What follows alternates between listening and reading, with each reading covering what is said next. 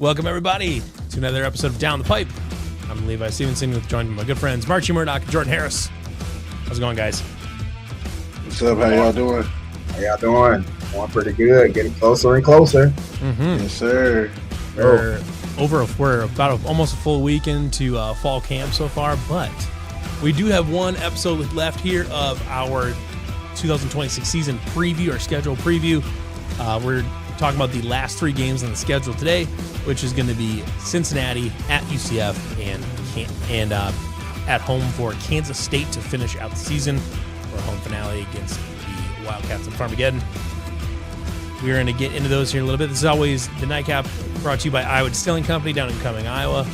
Check out their Prairie Fire Cinnamon Whiskey, 1858 vodka, with proceeds of which go to Iowa State, and the Saints Center's apple pie. Lots of other good stuff. Stop down in the distillery if you ever get the chance to, down in Cumming. It's great. Kyle's awesome if you see him running around there. They make awesome drinks. Definitely give your business down there whenever you possibly can. They've been awesome for us for now going on a little over 8 months of doing the CF After Dark. So thank you to them once again. So for anybody that's missed it up to this point, we've already previewed the first 9 games of the season, starting with Southeast Missouri, working our way all the way through, and kind of giving giving analysis on each side of the ball, general kind of feel for what the game's going to be, and up to this point, guys, it seems to me as though we have not found a game. I mean, maybe the BYU game that we look at this and be like, this is going to be a tough one for Iowa State to win, just because of the location, just the quality of the opponent and stuff like that. But it seems to me like the larger conclusion we've been coming to is that there's a path to victory for Iowa State in a lot of these games. Mm-hmm. Yeah, I think obviously defensively, if you can kind of slow the offense down and kind of be good at causing turnovers. With us being a more aggressive defense now, I expect, when you're more aggressive, you can kind of dictate and put pressure and hopefully cause more opportunities to get the ball back to the offense. Then offensively, I think with us being more of a balanced attack where we're under center now, us basically time of possession is going to be very key for us to win in each football game this year. That way, obviously keeps your defense on the sideline and then keep them healthy as the game goes along. So, and then obviously you got to score as well. So scoring and then, time of possession are really going to be key. Yep, I totally agree. And limiting explosive plays defensively from other offenses. But besides that, I think this about the time of the season we'll be in the gel together. We don't know if the offense will be balanced. We know starting off we'll be balanced, but we might like passing it more than running it, or vice versa at this point of the year. But it'll be interesting to see which one we're leaning more towards and with the offense by the time this time of the year roll around. Yeah, but at this point in the season, when you're already 3/4 of the way through the season, not only should you already know who you are as a football team, but you should be able to be building on that by now. It's the first 3 games is ironing out some early stuff, sort of figuring out who you are by mid-season, by game 6, you should have a pretty good idea of what you're good at, what you're not good at, and through the second or through the third, fourth of the season, the third quarter of the season, you should be building and expanding on that.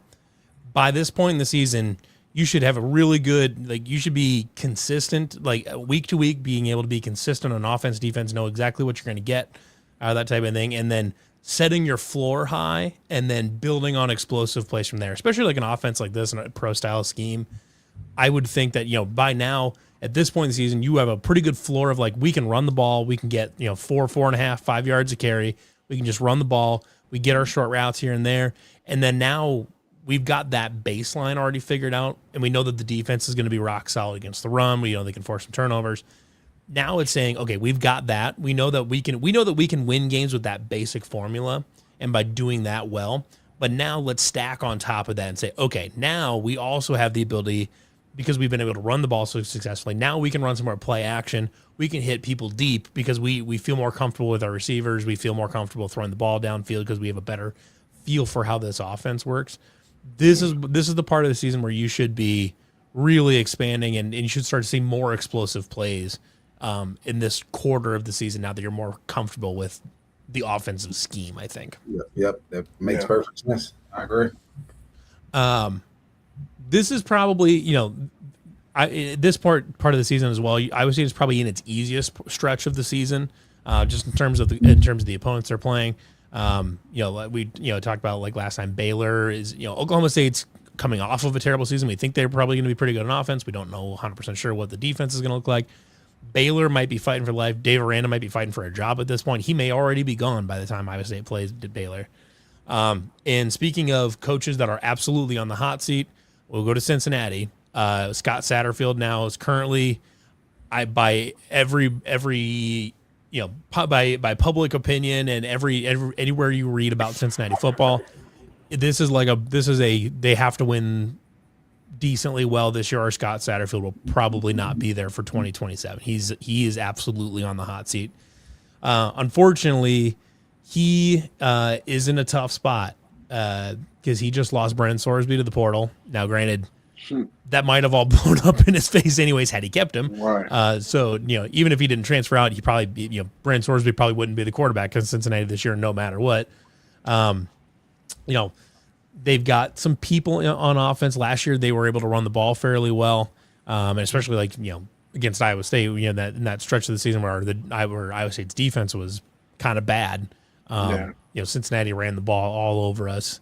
Now they don't have Brennan Sorsby to take all that pressure off of the running game, but when you guys are going up against like a desperate team like Cincinnati probably will be at this point, they're going to be still in desperation mode, or like if it's really not going well, they may have just kind of packed it in at this point. So when let's assume Cincinnati is still fighting for something. You're going up against a desperate team. They're coming into Jack Trice. I would hope at this point Iowa State is still quite a desperate team trying to keep things moving, keep building on things, especially at this point. Like, let's say your season's not going as well as you thought it would be. This is where you can kick it into gear and pick up 2-3 wins here in this stretch and get yourself right and headed in the right direction for 2027. Mm-hmm. When you have a desperate Cincinnati team coming in, especially like with their offense that we know they're going to try to run the football, how do you change? What does your mindset look like going into this type of game when you know the other team's going to be trying to scratch your eyes out anytime they can?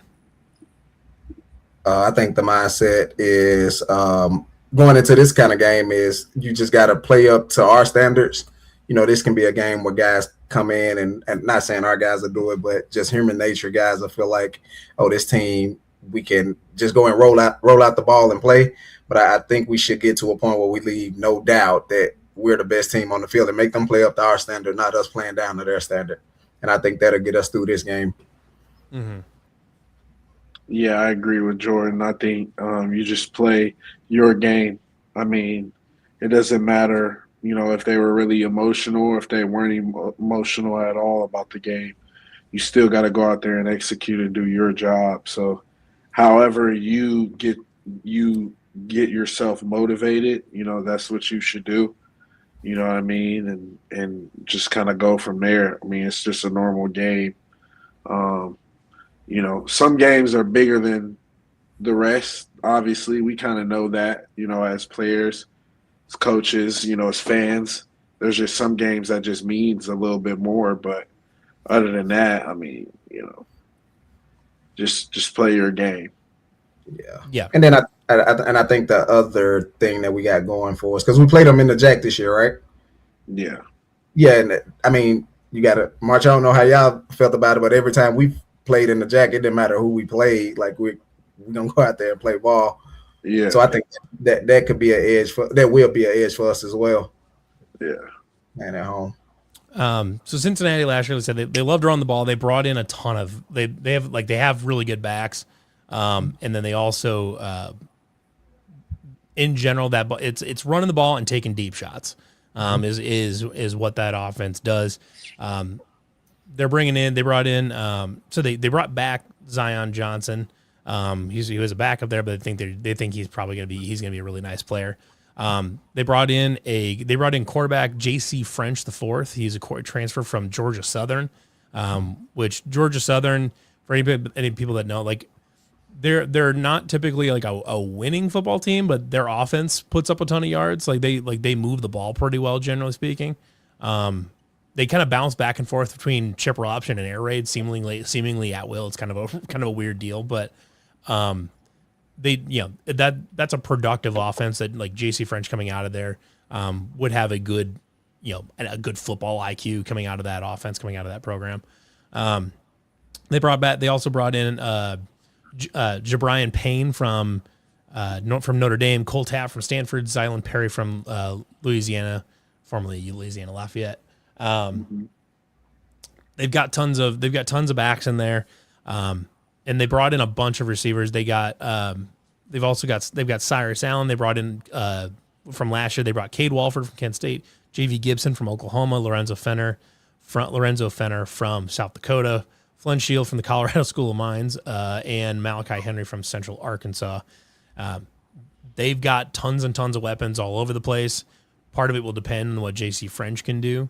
The scheme in general, though, Scott Satterfield's offenses typically are pretty productive. They're generally very explosive.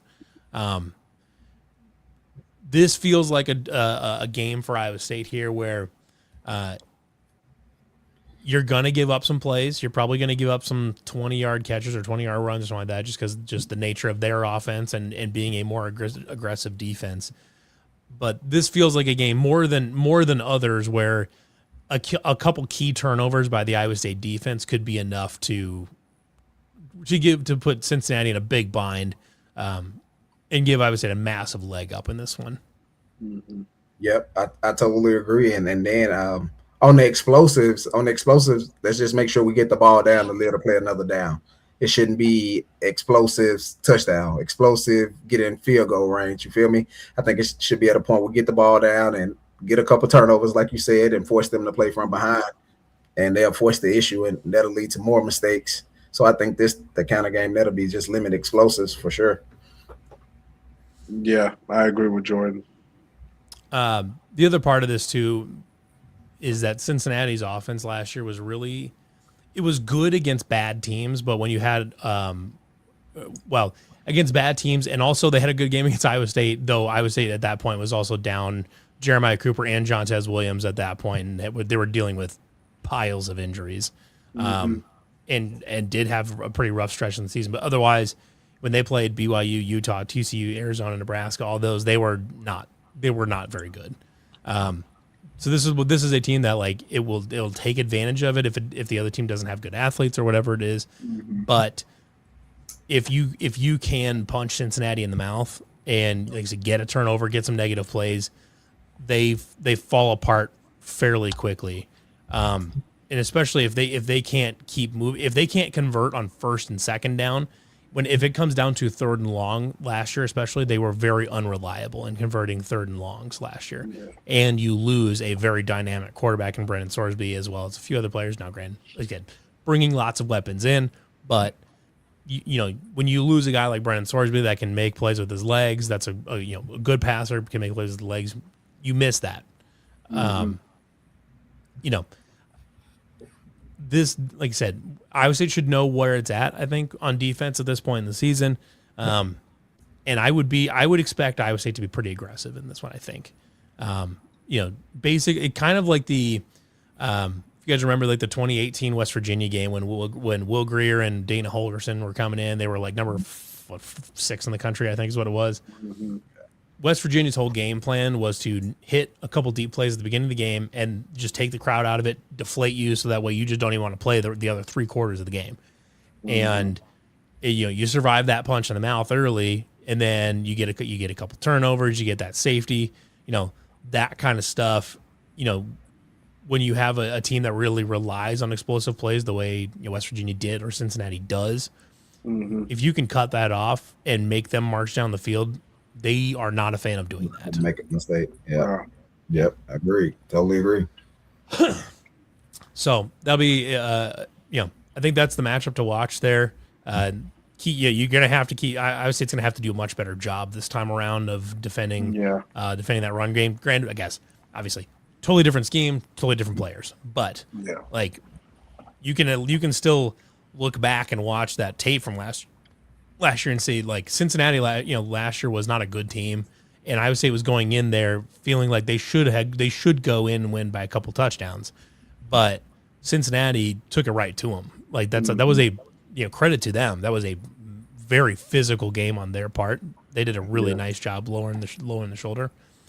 So I would hope that like the Carson Willocks of the world that were there for that game last year can remind this defense, like, by the way, Cincinnati, even if they're not a great record, whatever it is, that they're a tough football team. Yeah. Mm-hmm. Yep. And last year that game too, they actually, I mean, they did a good job at playing sound football. I mean, when they had the numbers in the box, they ran it. When they didn't have the numbers in the box, they tried to get it out quick. And they just did a great job at taking advantage of the box number, honestly. Mm-hmm. Well, and they had done such a good job running the ball that later in the game, like play action was really good later in the game because they were doing such a good job running the ball. And that running back trucked multiple linebackers and safeties during the game. That was no good. Flip to the other side of the ball here. Cincinnati's defense was not good last year. They brought in some help, especially on the interior line, because they had lost Corleone, the Godfather, on the defensive tackle spot prior to last season, and you could tell it really hurt them. They were not good against the run. Or early on, they really faded late. So we'll see how much they brought in a defensive tackle from UTSA. They brought another one from University of California of Pennsylvania. So I think that's an FCS school or a D2 school. They don't right now look to be on paper like a good defensive unit, not a unit that's going to get to the quarterback a lot. Much in the same way as the rest of the season. I think I would say it's going to be getting downhill, running the ball, not taking too many chances here. But, and because I think you're going to be able to run the ball against this Cincinnati team, I think that's where like I said, like I mentioned before, at this point you've got your baseline down. You should have your bread and butter down, and now you're getting more movement in the running game. You can hit play action more often, and find some deep plays there as well. Yep, I totally agree. And and that's what I'm saying. It's so late in the season, you never know. I mean, we know what we want to. We know what we think we're going to be a run-heavy team, but this could be a point where right is sitting in the pocket, hitting the tight end, hitting the running back. Just you never know. You never know. Yeah, obviously, you're by this time of the year, you probably figured out what you do best, and then now it's just kind of just figuring out different ways to kind of do that, and being maybe obviously being fast and efficient with it as well. Because I do think by this time of the year too, like we'll be running a little bit more tempo more. Yeah. I do think so? Rainer's more of a tempo guy. That's why I think early on in the year, I think they won't use it as much just because they got to see what they got. But I do think as the year goes on, they'll incorporate more tempo. Because you can run tempo plays under center, things like that. But, play actions, boots, screens. I mean, there's endless things that you could do. But I do think he's more of a tempo. Because one thing I think, and again, one thing I think people like, when a quarterback is mobile, it's probably one of the hardest things you have to guard as a defense, because you could do. Obviously, we've seen it with our defense. The coverage could be perfect, but the escapability of the quarterback You know what I mean? That just causes so much confusion. So I think with tempo sometimes as the defense gets tired, I think if they use tempo a little more, he would be able to use his legs a little more as well, which would obviously be a plus for us. So that's what I think is going to happen as the year goes on. That they'll probably try and incorporate a little bit more tempo, because I do think if he's in more of a tempo, he's a pretty good quarterback. Just from what I saw at Arizona State, I thought he was pretty solid. Arkansas State. Or Arkansas State. Arkansas State, yeah. Yeah, Arkansas State. As far as like when he gets some tempo and they kind of can get that first down and he's moving, I think maybe they could incorporate that as well, just depending on how the season in certain situations. He was fully shotgun at Arkansas State. How different is it for him to have him now have his back turned to the defense on some play action plays and stuff like that? I mean, going from shotgun to under center is an adjustment, but I you guys would know more about it than I do, but like to me, I think people make more out of it, make a bigger deal out of it than it probably actually is to go from shotgun to under center. I mean, it's a change, but to me, if you're a Division I quarterback and you can't do that, I think that would be a red flag to me. Yeah, and I think he'll be able to do it just because of the simple fact he had the whole spring to do it. So I think now he's kind of tuned in, and it probably was a little transition for him at first. At first, for sure. Yeah, at first, but now being 15 spring practices in and you're in fall camp, I think he'll be just fine. Yeah, I agree. I think it's also, with him being under center and him turning his back to the defense, now the defense has no clue if he's handed the ball off or if he's keeping it. Especially if he's carrying out his fake really well. So, I mean, that could definitely be a key because, you're probably thinking run first when you're playing us. So there's going to be times where those linebackers are soaring down and, use those tight ends. And then obviously if you got your speed guy, that's why I think Hayes could be a key factor where he could be drag it over the middle, boom, hit him in stride, and now we're off to the races. So I think go Mark. No, I was just saying I think that it's effective as well. Yeah, and then just thinking about it from a schematic standpoint, bro, with him under center, just imagine a backside DN. You got to be ready to play the boot. So you got to be patient, which is going to create so many cutback lanes for our scat backs. So it's just like a lot you're going to have to account for every play with him. Because I don't care what defense you run in, you got to account for his legs every play with the kind of quarterback he is, which will open lanes, cutback lanes for the backs we got. So I think it's going to be a beautiful thing when I love it mends together for sure. I would guess the bigger transition for Jalen, less so than just moving up under center versus catching something, but versus starting in shotgun. I would think the biggest adjustment for him actually would probably be the other part of the pro style offenses, which is huddling before most plays and actually, and calling plays like an NFL quarterback where you're actually listing out like, Z right, whatever this, where you're calling out the formation and full play before most or every play. My guess is that's probably a bigger transition for him because the mental load on that for that type of thing is a lot bigger than, I'm not sure exactly how you guys did. I know for a while there, everyone did posters on the side, did big poster boards on the sideline with certain symbols on them and some of it's hand signals, stuff like that. You get used to doing stuff that way where it's it's very shorthand stuff and you're getting, maybe you're getting your call from a position coach or something like that.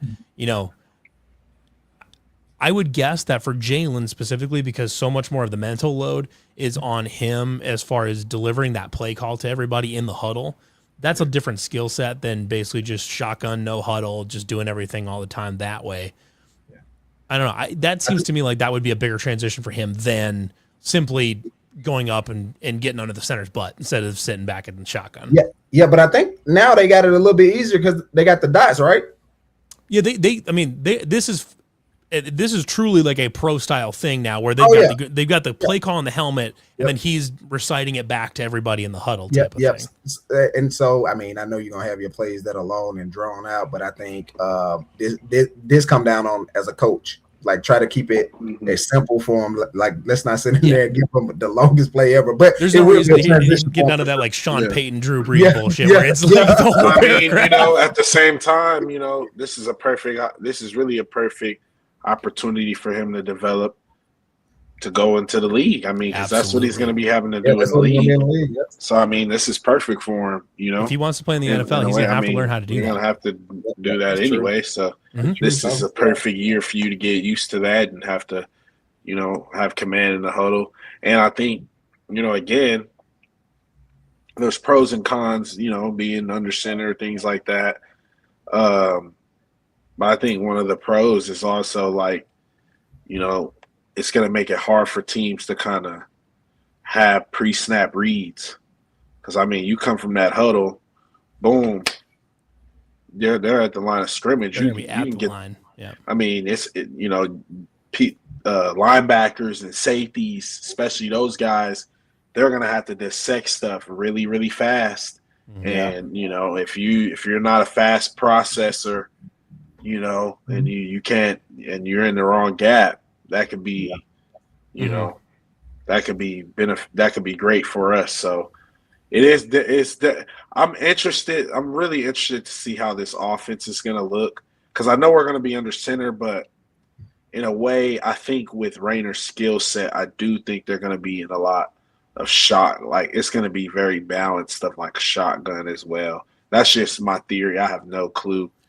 And because I think he's probably more comfortable on the shotgun. I just don't see them going straight under center. Yeah, you know what I mean. It's kind of like how Iowa in a sense. So getting the footwork down would be maybe a thing, but like even I mean, even if I see them being in it a lot, but I just don't like. I just have a hard time thinking like, let's say like we passed 80% of our pass plays, he's under center. I don't see that. I think he's going to be in shotgun a little bit more than we think. And I'll be anxious to see the true personnel. Like if we're in a 21 set, like a tight end, running back, fullback, and I would love to see if we can spread it out with that same personnel, if that makes sense. Yeah. Like go to like doubles or double with a tight end, basically make a 21 personnel, make a 11 personnel set out of that, if that makes sense. I think that'll be unique to see too. Yeah, and the other part of the pro style thing as well is that it's going to be a little bit friendlier for the running backs. I specifically remember this. This was a long time ago.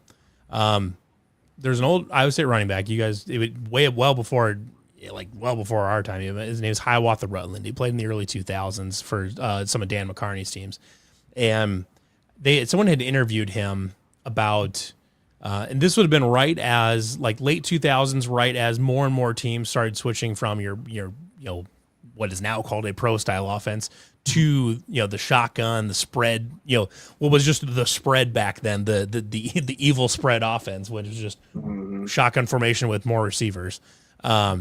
And he was talking about how the shotgun is good, but for running backs it's more difficult because when you're under center in like a single back or like an ace type set or whatever, they're able to get downhill. They're already moving downhill by the time they get the ball.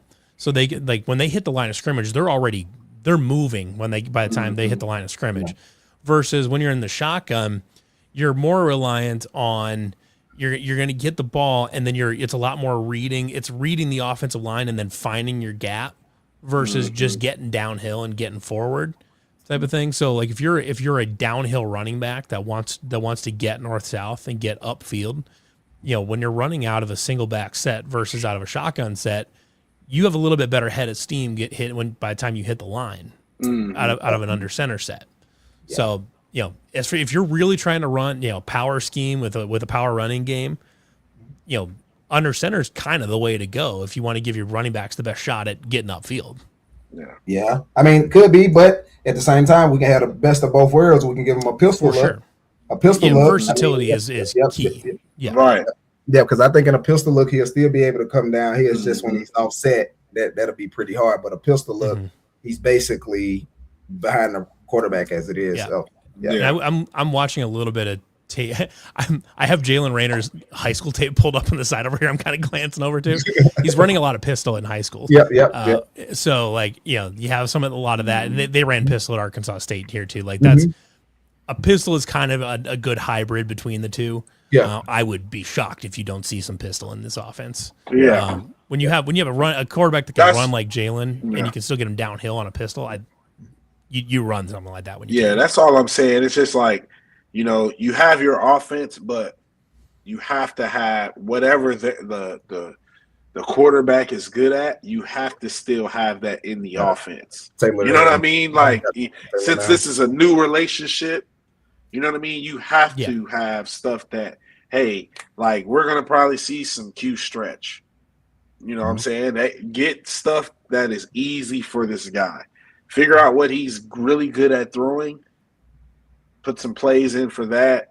And let's get him, especially early on in the year, let's get him going and stuff like that. But that's my spiel. And I think, too, if you can get him out of the pocket on a boot or something like that and give him a drag route that's following him across the field. Just something like that where he can read a linebacker and either draw the linebacker in because he thinks he's going to run, whatever it is, and give him something like that. Let him get outside the pocket and cause a lot of problems on that kind of stuff. So like I think we'll see a number of calls for like a play action boot type of thing. I think you're going to see a lot of that, and I think that's a good idea. Yeah. And I honestly think before we see it, I think it's going to be set up, y'all. Oh, absolutely. They'll run lots of stretch so that way they can come, And we will see some cutbacks, guaranteed. A lot of running backs, they'll cut back to their opposite side because they know that he's going to be playing the quarterback upfield shoulder. So, it'll be interesting to see. I would be curious to see how he does, like if they do like a play action rollout, but instead of going kind of where he can roll to his right, facing the right direction, basically. If they ever have him boot and roll out to his left, because the technique when you're rolling out to the left and you got to come back across your body and that way, that's tough. Like that's it's a tough throw. So I'd be now I'm curious to see how that looks. I'm telling you right now, if it does happen, the coaches didn't draw it up like that. That's gonna be one of them. Hey, guarantee you. It's funny though, because if you go back and watch old Seneca Wallace highlights, they had him rolling out to his left all the time. Where he's running, if this is outfield, he's running this way basically, and then cranking back and doing one of these.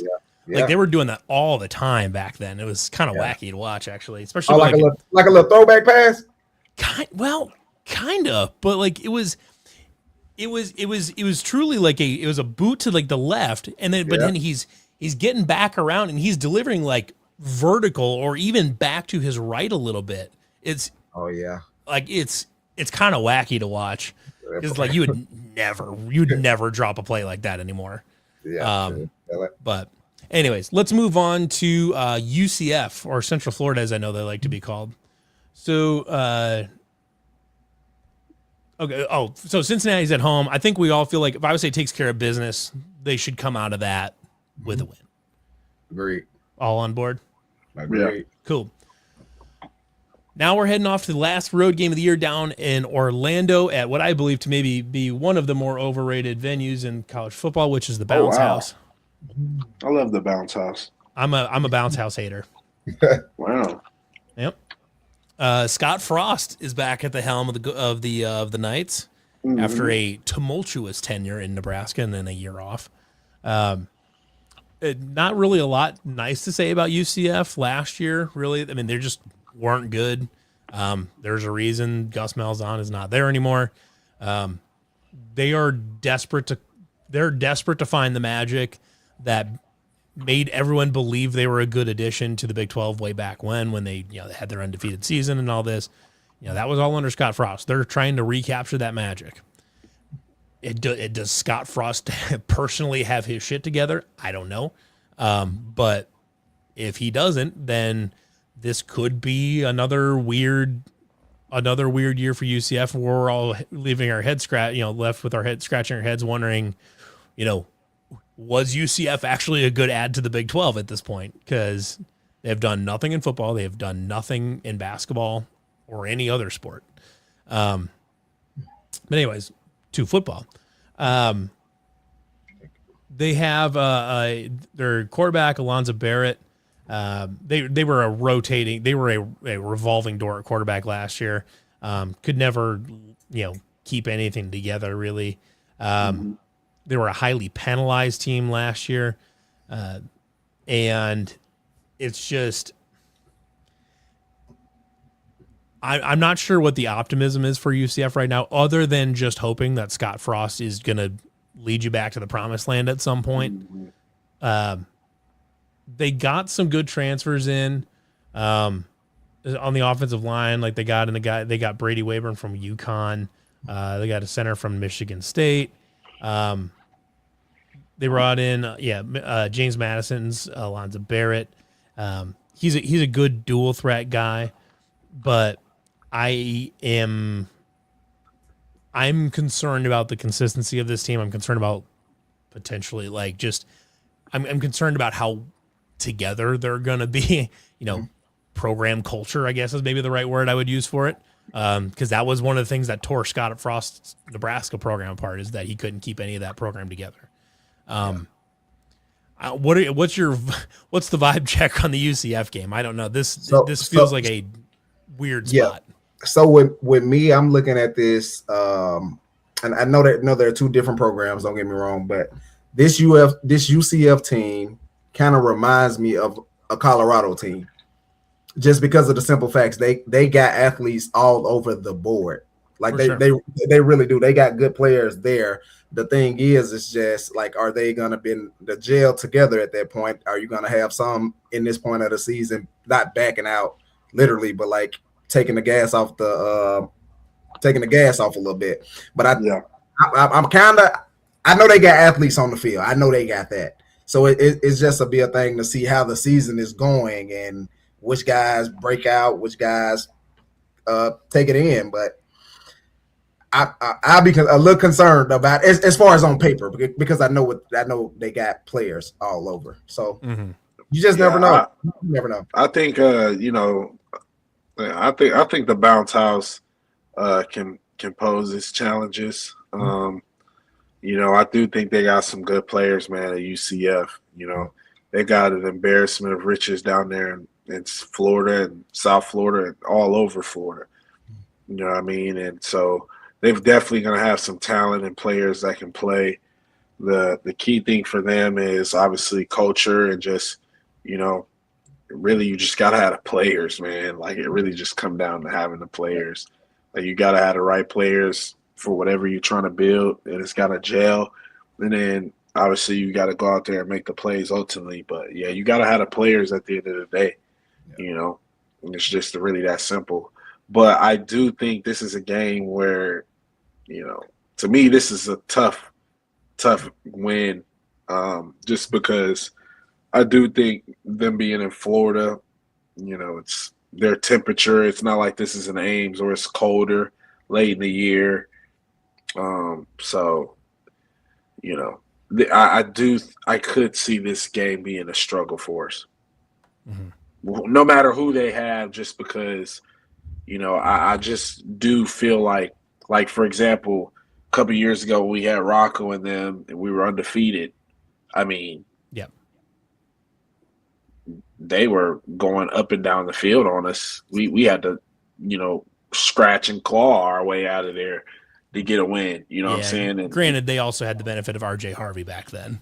But true. But you know what I mean? It's they've got players everywhere. It's guys that, probably before that night Iowa State fans didn't pretty much know much about, but they got guys that can play, so they'll be at home. I do think this is a very winnable game, though. Like, I do think this could be a game that we go out there and win. But at the same time, I do think this is a game where we're like, oh my goodness, it's a 3-point game late, you know what I mean? And we're just kind of like, either we're trying to seal the deal or, we get the ball back, something along those lines. But, yeah, that's kind of how I see this game going. Yep.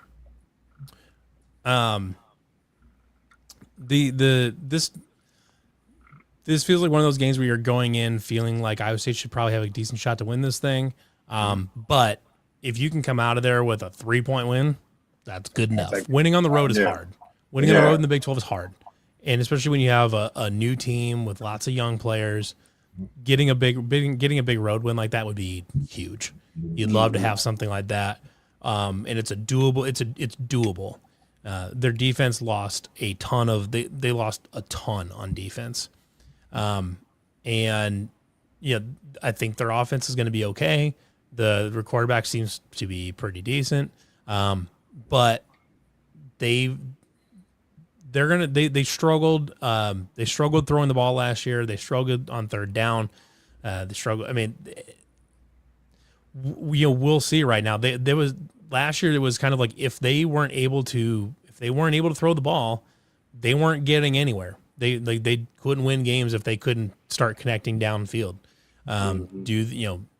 To me, that sounds like an opportunity for Iowa State to try to jump a couple passes and get a turnover because to see if they're going to try it. If they're going to try to test you downfield, I'd love to see David Coffey chase a guy down and come down with a jump ball downfield, like that kind of thing.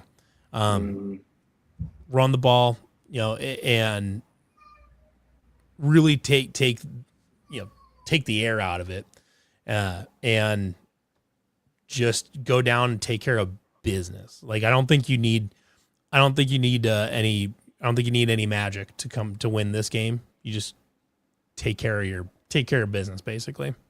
Mm-hmm. Yeah. And let's get to a point we make them play.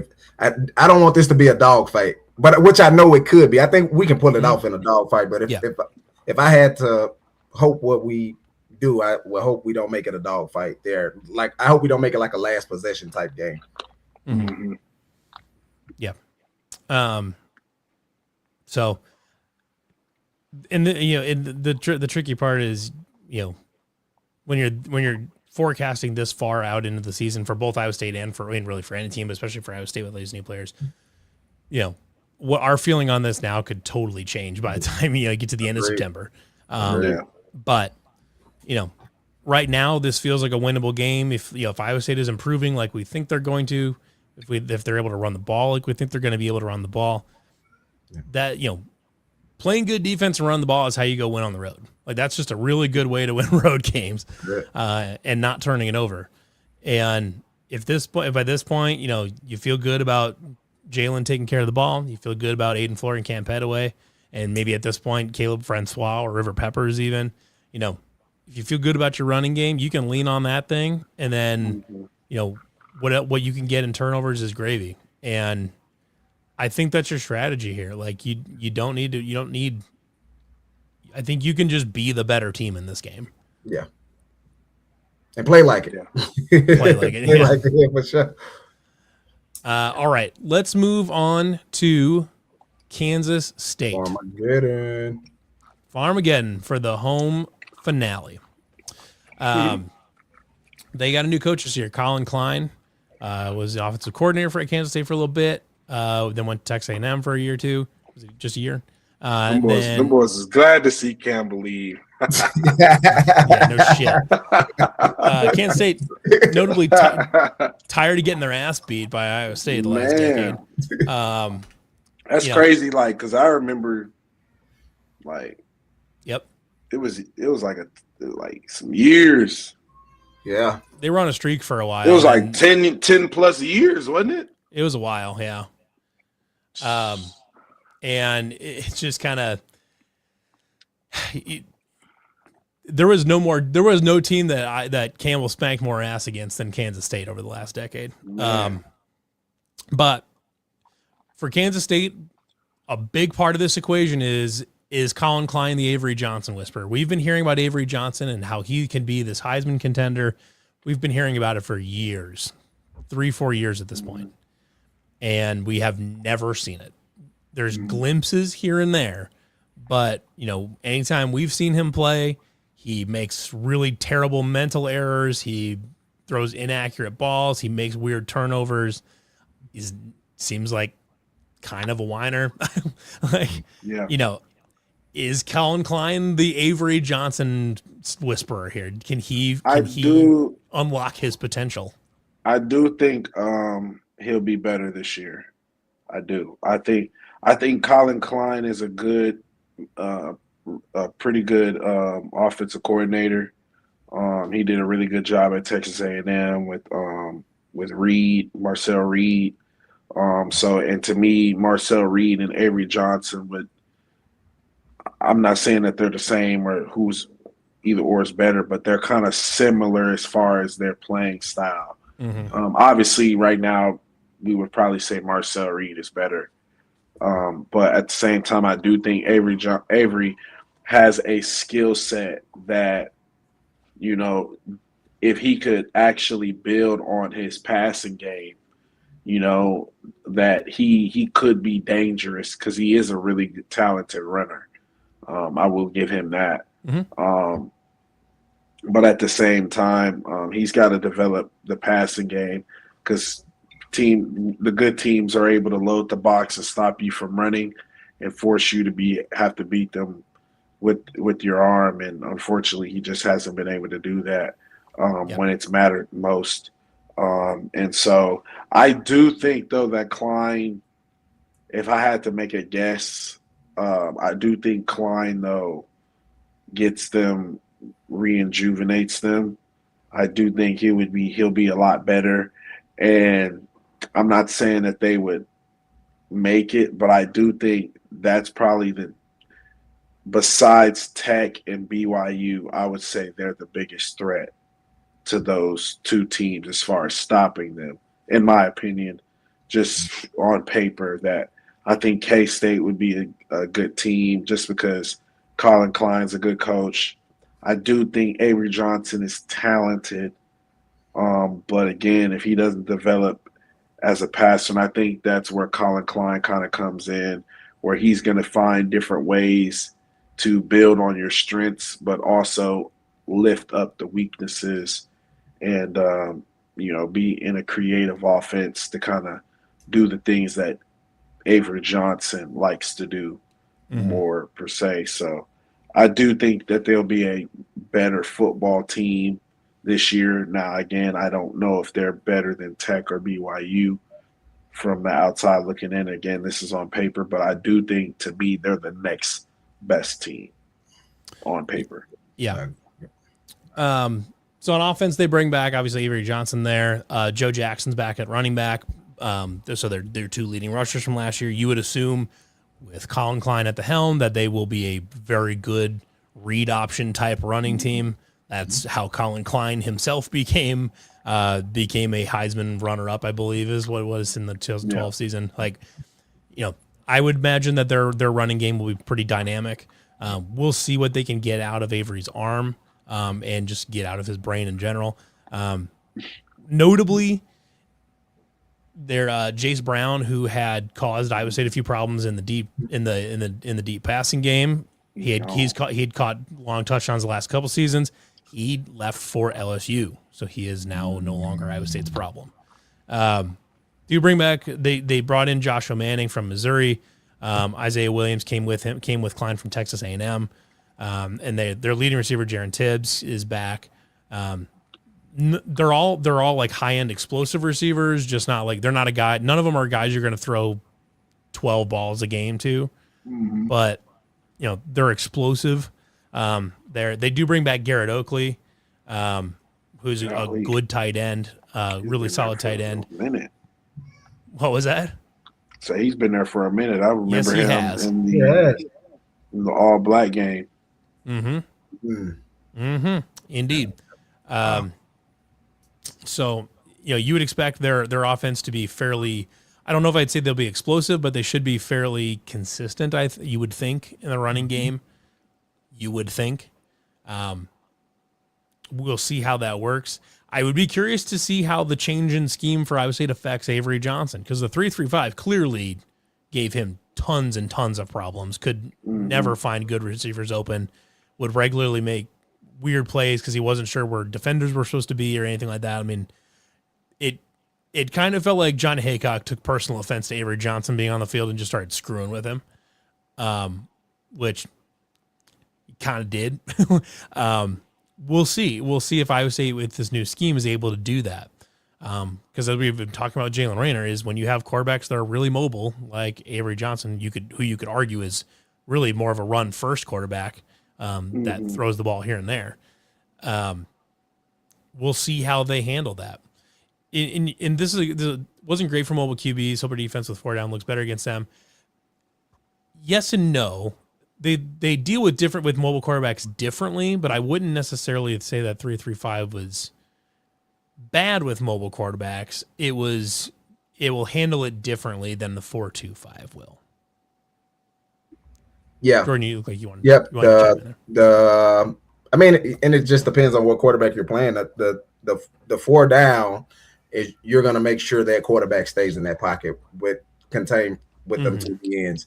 With the 3-3-5, the way we were playing our 4 eyes and 5 techniques, the quarterback, we've seen a lot of quarterbacks break in the pocket.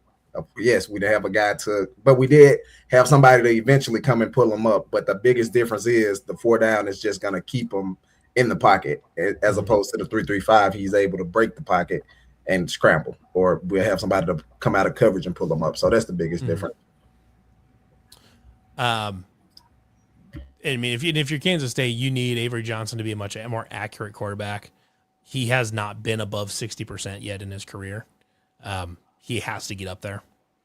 And if Kansas State wants to, if they want to contend for a Big 12 title, he has to be more accurate. He has to be a better decision maker. Their offensive line will probably be good. It's kind of a next man up. They're very similar to Iowa, and then it's kind of a next man up. They just kind of have a good offensive line all the time. They lose good guys and they just bring new good ones up behind them. That is a carryover from the Bill Snyder days. They just do a good job developing. I will say this, K-State, if you can't beat us this year, ain't happening. Hey, don't expect to start beating us again. I'm just saying, can't get us this year. It might be a reverse curse. Yeah, because what is this? We won 3 years in a row. Yeah, we won 20. This is like 5 out of the last 21, 6. 23, 24, 25. Did we win in 22? No, we didn't win in 22. Nope, there wasn't 22. We won in 20. 20, 21, 20, 21, 23, 24, 25. So we won 5 out of the last 6. Yep. Third phase of the game, fun third phase of the game here is, will Avery Johnson's dad or brother win the fight outside the stadium this time? Who knows? All right, they definitely losing. In the jab? Crazy. Be funny as hell. All right, so let's we'll flip over to the other side of the ball. Jordan Peterson comes over from Texas A&M with Colin Klein as the defensive coordinator.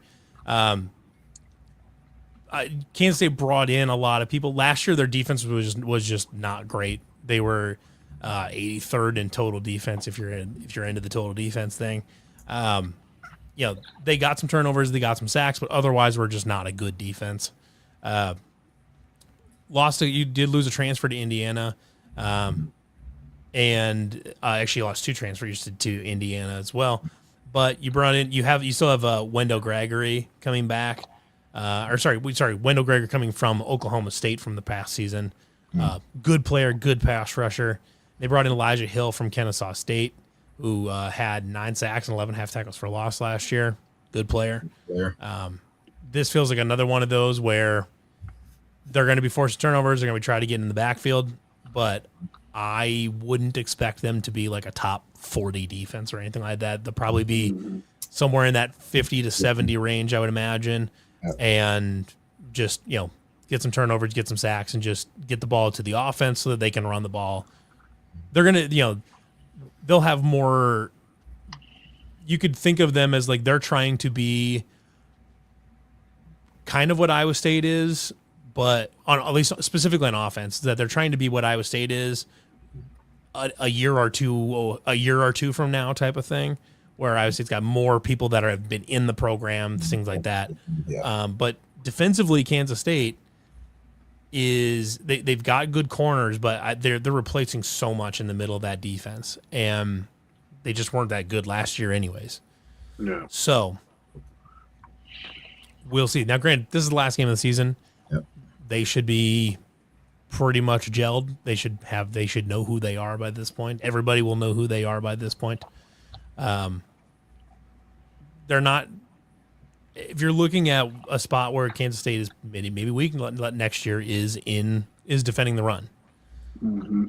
And for Iowa State this coming year, if you hear team isn't great at defending the run, that should immediately send up a flare. Be like, Iowa State's going to try to run the ball. Yeah. Mm-hmm. Maybe to a stubborn end, is just like, we're going to continue to run the ball until they break down.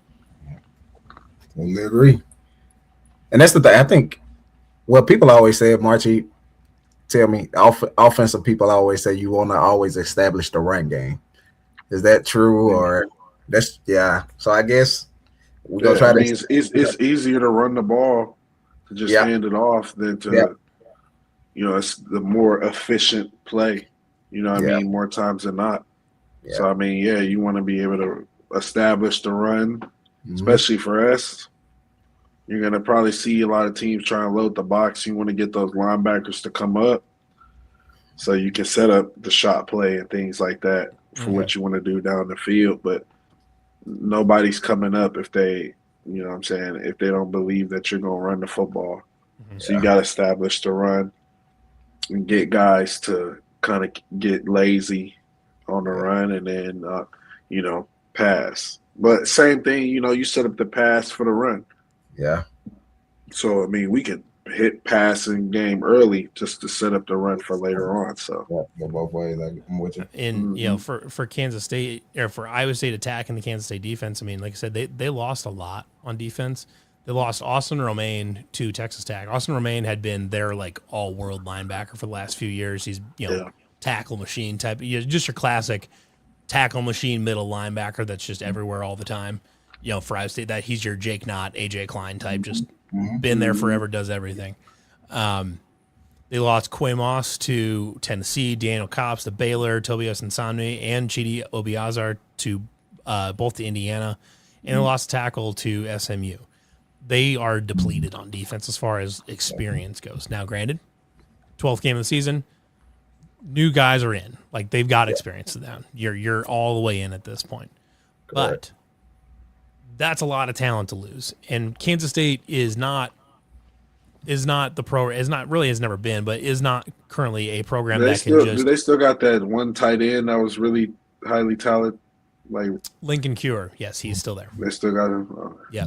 But he, up to this point in his career, has not done much of anything. And maybe that's just that's Chris Kleiman just not doing a good job of using him. Maybe he's just not that good. It's hard to say. I think everyone in Manhattan is still very high on him. I think he's still going to be really, really good. But, we'll see. We haven't seen much of anything. Mm-hmm. So, what's your guys' feeling on this? You get him at home. Last game of the season, Iowa State should be gelled up. Kansas State will probably be gelled. This is a classic. This is a rivalry game. Dubs in the chat, man. I think it's a win. Marchie? What do you think, Levi? That's what I was waiting on him to.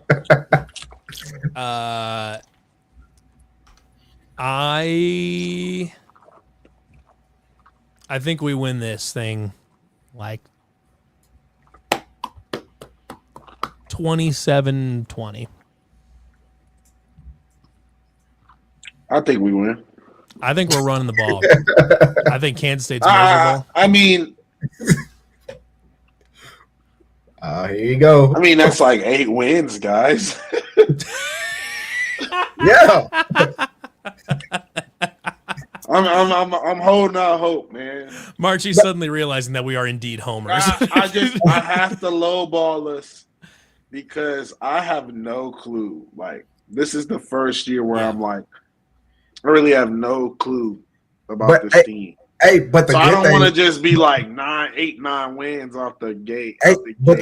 The thing about it, once we doing the show during the season, we actually gonna predict. So it's gonna add back up to 8. 8 or more. Hey, 8 wins would be like crazy in the first year. 8 wins, 8 wins should get Jimmy Rogers Big 12 Coach of the Year. Yeah, I mean, you're pick 16. So, yep. Yeah. Worth noting here. Not worth noting, but like, what's fun about going like just picking 8, 9 wins or whatever in this season, just before the season, especially this season. What's fun about that is while we can predict that and like make some pretty reasonable predictions, like, oh, if they do this thing, they can beat this team, this team, this team. But I don't like in past years when you're predicting, I would say to win 8, 9, 10 games, whatever it is, like you're looking at that thinking, man, if they don't win 9 games, it's kind of a failure. Like they should win 9 or 10 games here or whatever. And there was times where like 2021, like we're all thinking like, man, these guys are going 11-1. They could go 12-0. Yeah. They go 7-5 and we're all in hell. And this season you can go into it and you can have some fun with the predictions because there's legitimate reason to believe that there's like some decent upside on this team. You got a mobile quarterback. You have the foundation there for a really good run game. You've got some exciting receivers, especially some exciting young receivers that have tons of speed, but they just need them to get up to speed in the offense. You have a defense that can generate some turnovers, get some sacks. The pieces are there for a really fun season, but I don't feel the same pressure that like, oh, if Iowa State doesn't win 8 games, it's a disappointment. Like, no. If they make a bowl game, I think everyone's pretty happy. Just especially with just everything figured in. A bowl game, I think everyone's pretty content. Yeah. And so like you get to have all the upside. It's like, man, it'd be really fun if they win 8, 9 games or something like that. It'd be really fun. But they don't have to get there for me to feel happy. Before in other past seasons, like they'd have to get to 9 wins for me to feel satisfied. For me, like, oh yeah, we hit our potential. Yeah, in my opinion, like I know how hard it is to just go in and just like even 6 wins is kind of like hard. Winning is hard. That's 6 wins. Like that's 3 conference wins probably. You know what I mean? I mean, again, not saying that we can't because I still expect it in a way, but it's just so tough first year. That's why I just really want to be getting better as the year gets on. Yeah. If I see improvement and I see real like results, like we could be, even though it's gonna suck, like we could be 2-10. And if I saw improvement over the year and, with guys that you just got in and stuff like that as the year but we're competitive. Like, it's like we just can't get over the hump. I would be like, dang, we could have won more games, but I would feel comfortable like, hey, at least we're going in the right directions, even though obviously that would suck. But are we going in the right direction? Because even in our first year with Campbell, like we were not good, obviously, but like at the same time, it did feel like the momentum was going. And even at the end of the year, you can kind of see like, oh, these dudes is competitive. They in every game, practically should have won the games. That gives you something to build on for the next year. And then obviously you're bringing in more talent, more portal, more guys that fit, and you're just another year in with, some stuff to back you. Like, for example, if we win 6 games, I mean, Rogers can go in any room and be like, look, we just won 6 games with guys I just basically grabbed in January. Like, you know what I mean? Like, we haven't even recruited our guys as far as the high school and even got guys in. So, that's definitely something, a recruiting cell, things like that. So, and I understand. I totally feel you on that, March, but I think like the landscape like slowly changing now. And I'm not saying that our fans are like this, but I think with how the portal works now, I think people are looking for, just saying like the whole grand scheme of things, like the Cincinnati win in 2 years. So I think people kind of looking for results now instead of like understanding that it's a process. You feel me? But you gotta understand it is a process. Like it really is. And you could do that type of stuff. But you gotta have the right thing behind you too. You gotta have the right. You gotta have everything. Got to be aligned. There's two sides of it too. Where you look at like the 2016 season for Matt Campbell, it's like only 3-9, but like very clear improvement towards the end. Like right by the end, you're like, man, these guys are gonna beat somebody. They're gonna win some games the next season. Yeah. But the other part of this too is that Jimmy Rogers has something available that Matt Campbell didn't, which is a heavy transfer portal. Like, obviously Campbell brought in transfers, both of Marchie being one of them, but they didn't. He didn't have the luxury of bringing in tons of guys that had played Power 5, now Power 4 football. And bringing in tons of snaps and stuff like that. He got some transfers to fill some spots, but for the most part, still had to build the old school way, which is recruit freshmen to fit your system, and then they pay off a few years down the road type of thing. Jimmy Rogers got to bring in a bunch of people that have been in college programs, that have played snaps at Power 4 programs, they've been playing football at the college level. And that's why I think this team is better equipped to win early than maybe that 2016 team was, because he gets a lot more experience right off the bat, and experience that fits his system.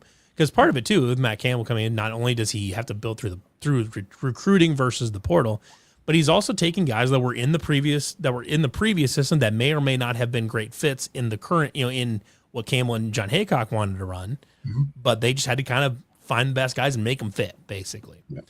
Whereas now, you got to handpick a little bit more of guys that fit your scheme, that have played your scheme, that fit in there right away. And, there's an extra tool that Jimmy Rogers has available to him that Campbell just didn't. So like, I think it's reasonable to say like they can and maybe should be, better than 3-9, be at 5 or 6 wins maybe, because you got to schedule that accommodates for something like that. But also, you've got more collegiate playing experience, playing at a high level on this team than maybe you even had on that 2016 team. Now, we don't know what the top end players look like. Do you have an Alan Lazard on the team? Do you have a Joel Lanning on the team? Do you have, all these different guys on the team?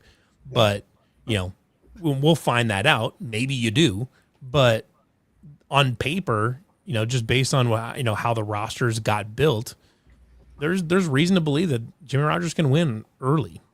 Yeah, I totally agree. Yeah, I definitely think he can. Again, it's just everything's got to be, aligned, and obviously it could shock the world. That's the big thing. Is, there's a lot of unknown with the team, so you really don't know at the end of the day how good these guys can be. So it's definitely going to be interesting to see. So out of curiosity, Rogers is top 45 so far for the 27 recruiting class. I think he was they were like top 30 there for a little while. And so the answer really is no. It's partial. like all recruiting is at least somewhat affected by just the general reputation of your program. It's just how it is. To a certain extent, yes, Campbell's success plays into how they're able to get guys here, but it really is listen, Iowa State has all of these things available to it now, resources and all this, and facilities and all this. There's a lot here to sell, but they're not, they can't sell Campbell's program because almost none of it remains. So they're just selling their own program at this point. Now, does Iowa State have a better name in college football than it did 10 years ago? No question. Not even close. No question. and both of you had a huge part to play in that. But like, you know, they still have to sell their own program. Like, it's not like they can sell like, oh, you know, we're here and we've got all these guys from the previous staff, you know, that they're really good and all that. Like you know, they don't get, they have to sell their own program. So, you know, as far as the 27 class goes, I mean, that is 100% like the influence of like the Campbell momentum is kind of gone at that point. You know, maybe you say for the 26, be like, well, they were good last year and I've got they've got a chance to start here. Maybe you can say something like that for 26 for the 26 class, but for 27, these are their guys. These are guys that they've been scouting for multiple years, that they've been talking to. Now there are a few guys like Will Slagle, but they had to re-recruit Will Slagle from the tackle from Grinnell, or he's probably gonna play guard, but the line from Grinnell that committed in the parking lot, the tailgating lots and all that. They had to re-recruit him. They had to re-recruit Isaiah Hansen from Newton. They had to get these guys back in. So from that from that perspective, the Campbell momentum did basically nothing for them, because they had, Will Slagle literally decommitted. They had to re-recruit Will Slagle. So no, I don't think it's Campbell air momentum anymore. And should the rebuild, what is a rebuild anymore, I guess? As far as recruiting, I mean, you come out the gate 3-0. The recruiting is going to recruit itself. Take care of itself. You know what I'm saying? So, like, win. That's really the biggest recruiting thing anyway, winning. At the end of the day, the money's cool, but, like, winning. Yeah. So, yeah. I think there's a lot of, just to kind of wrap up our schedule preview, is like, I think we all think there's a lot of reason for optimism. There will be growing pains throughout the year, but there's a lot of reason for optimism, and there's a lot of reason to believe that they can win early. There's plenty of reason. There's plenty of argument to be made that they can go into Kinnick and win in week 2. We talked about that a few weeks ago. And it's all there. Like, as much as like the national media has tried to tell us that Iowa State's back in the dark days or whatever it is, like that's just not true. Like they put together a good roster. I've gotten a chance to talk to Jimmy, obviously, I did that interview with him a couple weeks ago for about an hour, and I'm in, man. Like that guy, that the whole staff they're the most like authentic dudes you've ever met. Like many of the same things that people liked about Campbell is that he's just like the realest guy you've ever met. He'll take care of you, treat you awesome. Jimmy Rogers' staff is absolutely all of that, and that just how they treat people. They do a great job, and I'm all in on this. I'm a believer of this thing right away.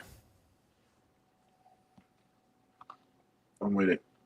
Iowa State, I need the patches on the jerseys so we can get more money, man. What's up with that? I'm sick. Nah. Sick of us being cheap or whatever we got to do. You need to get the jersey. We need to go. High V, what's up? High V. We could put the High V patch on the jersey. It looked great.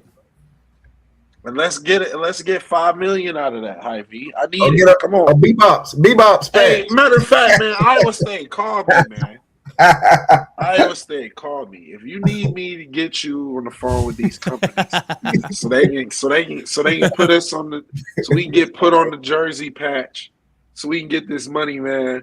Let me know, cause come on, man, I don't understand how we're not doing that. I just don't get that. Well, the tricky part is I think you don't want to sell yourself short. You want to make sure you get the right deal. You don't want to just take any offer that just because then if you take an offer that's too low, then you devalue that spot, and then the next sponsor that wants to come in will pay less for it. So you have to make sure that you don't undersell it right away. The other tricky part is because on Iowa State's uniform, very specifically, they have the Big 12 logo here now. But on the other side, you guys know what's on the other side there? The Jack Trice thing. Yes, the Jack Trice Stripes logo. So you'd either need to find a way to fit it in next to that, or you'd need to move the Jack Trice logo. Look, man, come on. Come on. Hey, Jack Listen, Trice. If you're gonna have to make you're gonna one that's gonna have to make the argument to move the Jack Trice stripes. I ain't gonna lie to you. We can move it anywhere on that jersey. But if it's getting us better players, Jack Trice want us to win at the end of the day. That's the best argument that's the best argument you can make for it. Trice want us to win. Jack would want us to get some dubs. We still gonna have him on the jersey. Put him somewhere else if need be. Shout out to my boy Jack Trice. On top of the shoulders, I think it'd be cool. Yeah, come on. We can matter of fact, we can just do the little arrow on the side just for him on both sides. Might even look even better. But come on. We need I don't understand how these other schools are doing it. And then I'm just like, well, why my school ain't doing it? And then it's like we got this. It's like I feel like everybody got some sort of patch on their jerseys and they're making this work. We got to make this work. Hey, get a smaller patch for like the see if the sponsorship would give us like a smaller patch or something. Whatever. Like come on, man. Let's get this money so we can get these players. I'm in. They just got to find the right thing. Like, I mean, there's what else up there, Jordan? Come on, Casey's. Throw it. Casey's. Come on, man. Yeah, Casey's and Ivy are the obvious ones. What else? I mean, you could talk about thesis. I mean, like Principal Financial's got a big office up here. Yeah, like, there's lots of them.